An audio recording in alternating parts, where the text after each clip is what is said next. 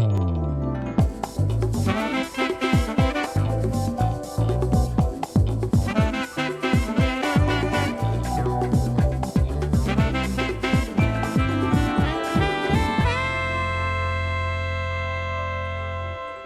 Doug Mulray. Welcome back to Beauty and the Beast, the show where we purport to advise you on your most pressing personal and social concerns. You know, Goethe once said, "There's nothing more frightening than ignorance in action," although he said it in German. I know that. Well, get ready to be afraid, to be very afraid, because I freely admit that I'm not all-knowing and all-seeing, and as for the beauties, well, let's just say they're not necessarily the sharpest tools in the shed. Oh, but God, we try. Isn't that right, Cleo Glide? Oh, darling, I'll try and march my wits out, give them a bit of an airing. Are you all right, darling? You're very Collingwood today, sweetie. Well, I thought I was more going for the Penelope pit stop meets S&M. That was my goal, but let the chips fall where they may. I don't care what you're going for. I just resent that it took 25 minutes in my makeup chair and I had to appear like this. I know. I did actually hog all your foundation time. She has the most beautiful, natural, red, curly hair, and she pays homosexual gentlemen $35 an hour to straighten for her. Homophobia. On my part? No, I mentioned their sexuality. I didn't say that I disapproved of it, sweetie. Hello, Jeannie. And look at this. I haven't seen an image like that since I bought a copy of Poultry Growers Annual 1936. Darling, there's all those frozen bottoms of roosters, you know, running around having a fit. You look fabulous. Oh, you're gorgeous, darling. It hides horror, darling. You know, the poultry pavilion at the Royal Easter Show always gave me the itches. You know, I sort of... Yeah, actually, they are always filled with lice, aren't they? Oh, stop. Yeah, but these have been dyed 1,000 times and stuff. You know. Yeah. So on purpose, you know, perfectly safe. They certainly died once that we can tell anyway. Fiona, how do you feel sitting next to Knit City? In addition, I'm pretty jet lagged, so that's relaxing for me. Fiona Horne, ladies and gentlemen, who's back in town. She's been domiciled in the UK and in the States. And Los Angeles, yeah. And it's just a privilege to have you in the country. Oh, I just thought I was whizzing through Sydney. I thought I'd pop in and say hello. Should we mention your book? We should. Yes. Magical Sex. It's not quite out yet, is it? It's due for release. Yeah, it's out in Australia on May 1. A Witch's Guide to Beds, Knobs and Broomsticks. Yeah, very nice. Like the Disney film. Yeah, we're in school holidays at the moment, kid. Do you think that we should be talking about We're talking about Disney. Magical Sex, A Witch's Guide to Beds, Knobs and Broomsticks. It's sort of, yeah. Beds, knobs, yes. It's inspired by, I've got a TV show in the UK that's doing really well. Which is called? Sexy Spells. Yeah, good. Sorry.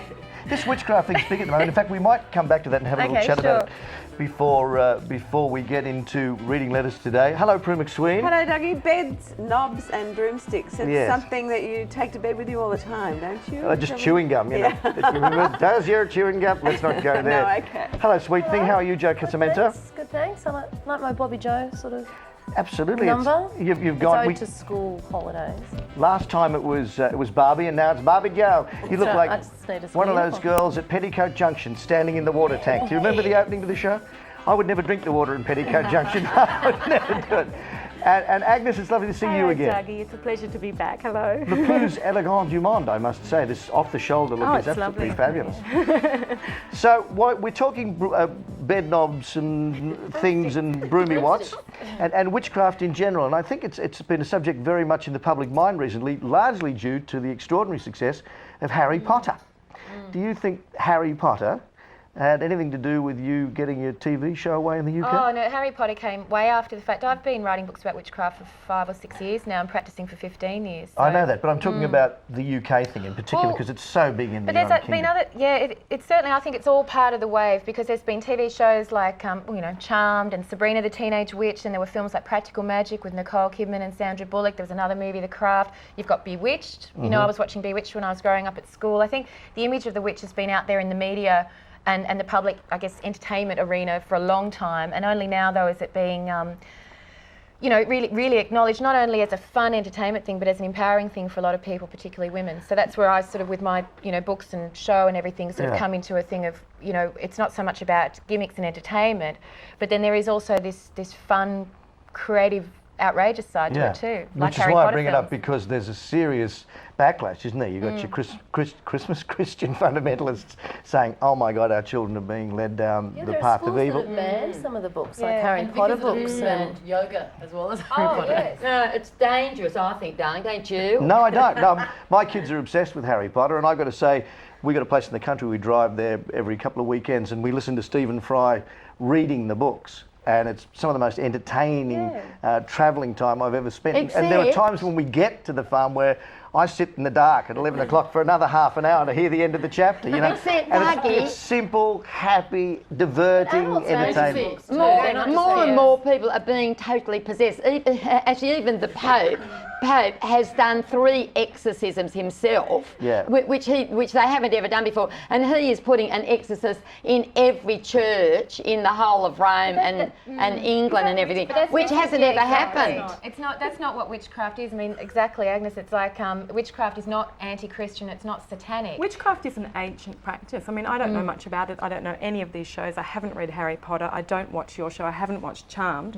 But it's been around since Shakespeare's day. And my knowledge of witchcraft doesn't extend beyond that very much, apart from the bubble, boil and trouble or whatever it was. Was it Macbeth? An Eye of Newt and a Tale of Toad, and mix it all together. And hang it, wing of bat. If you don't put the wing of bat in, it doesn't work. But I think that fear of witchcraft probably dates back to Shakespeare's days, when they were burning witches at the stake. Yeah, probably women with great powers. It hasn't been traditionally also associated with male men that delivered babies that wanted to discredit women, and there's a lot of interesting political background. It's a way of discrediting powerful But don't you women. think it's incredible that witchcraft's gone from being, I'll get you made pretty, to sort of sexy groovers like Fiona, who Exactly. it's gone into the mainstream in the most unbelievable way. But isn't that's the fear. That's what the Pope clearly and Jeannie's talking about. Mind you, you're a strange one to speak on behalf of the Pope while you're dressed in exotic furs and dead chickens. She looks like a voodoo princess. Yes, exactly, darling. I love you, darling. So are you threatened by Fiona? You're sitting next to her. Do you Yes, feel? I've always criticised her and said it's terrible for school children to there's millions of books on spells. You're totally misconstruing what it's about. Except it's not satanic. It's not making spells against people if they don't like them. That's dangerous. I think it's tapping young into witches your are personal wonderful. power. It's really great, and I mean, for teens to feel at school. for younger people to feel that they Fiona can. is absolutely adored. Well, The look, 14 and 15-year-olds buy those spell Well, can I ask? I mean, tell me what the spells are. Do you conjure sexual power? Or? Well, the new book that I've got is to do with enhancing your love and sex life with magic, practically and magically. But certainly my book about witchcraft for teenagers was about helping kids tap into their personal power, feel more confident, feel that they can have a say in their lives and can have a say in how they pursue their spiritual interests. And send a dead rat to someone they hate. Absolutely not. That's exactly what I say not to do. Absolutely not.